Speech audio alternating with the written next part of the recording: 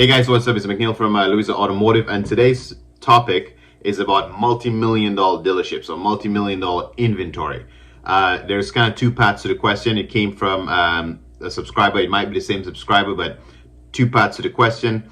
One, is it safe to assume that when a dealer has multi-million dollars worth of inventory, that it's all his own money? That's basically the first part of the question. And the second part is, how do you gain multi-million dollar inventory? So basically, if you want to become a dealer and you want to be selling high-end cars, you want to be selling premium cars, how can you get the funding to sell high-end cars? So this is what we're going to be answering in this video today, and this video is sponsored by me. So by all means, go to louison.ca and get your wipers. Keep in mind, if you buy wipers between now and December 31st 2021, you will be entered in a draw to win $500. Okay, go on and grab your wipers and get a chance to win 500. Now let's get into the topic. It's never safe to assume anything. So even if a dealer has multi-million dollars worth of inventory, I know you say, well, maybe that means the dealer is rich, he has crazy amounts of money. So yes, you want to assume that it's his own money, but most times it's not. And the reason being is simple, that this automotive business of selling cars is a very, very much so capital intensive business. So it'll be very difficult for them to tap all of the inventory, all of the cash reserves in just inventory. Most likely they will have some kind of finance company involved with them. If you're new to the game, most likely it'll be AFC and next gear, because that's what your credit will allow, but it's very difficult to do that. Now, even let's talk multi-million dollar dealership. That still doesn't mean that you have any fancy dealership yet, because keep in mind that it doesn't take a lot to run you over $1 million.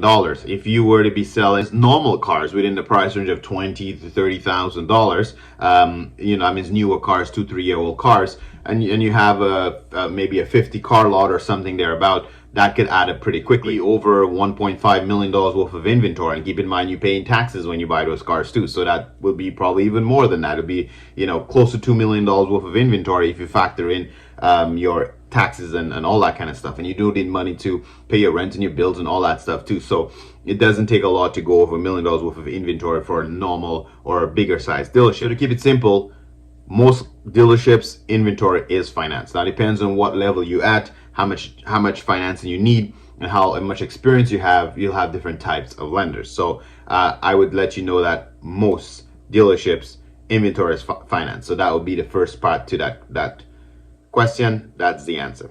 Now to the second part of the question, how do you get to be a multi-million dollar type dealership? Okay, or maybe if you want to specialize in just high-end cars, how do you get to that point? Now when it comes to the high-end cars, you have to build your way up. And how can you go ahead and just get $2-3 million worth of inventory? If you want to jump from 0 to $2 to $3 million worth of inventory, you're going to have a little bit of experience and a lot of capital of your own money to start. For example, when I first started in this business, I never did sales at any dealership. I had no experience in the automotive business period. I just liked cars and I was willing to give this shit a shot. I was a businessman, figure why not? I could probably do this.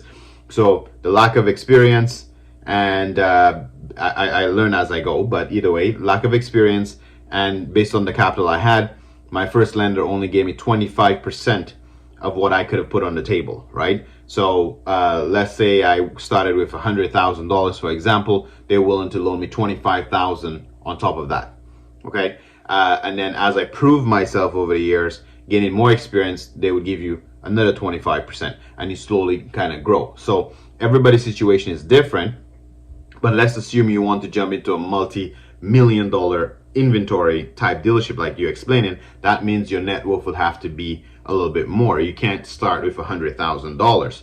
You would probably need to start with $1 million yourself. That way, if you have no experience in the bank, go ahead and give you the same 25%. That means they throw you $250,000 on top of your $1 million. Once you prove yourself to, let's say about 6 months down the road, you're showing that you can pay that line of credit on time and you're doing your shit on time, they will double it. Then you'll be at 1.5, including your money. And then you'll kind of grow from there. Now, there's other ways to jump to that money, because that's how next gen AFC works.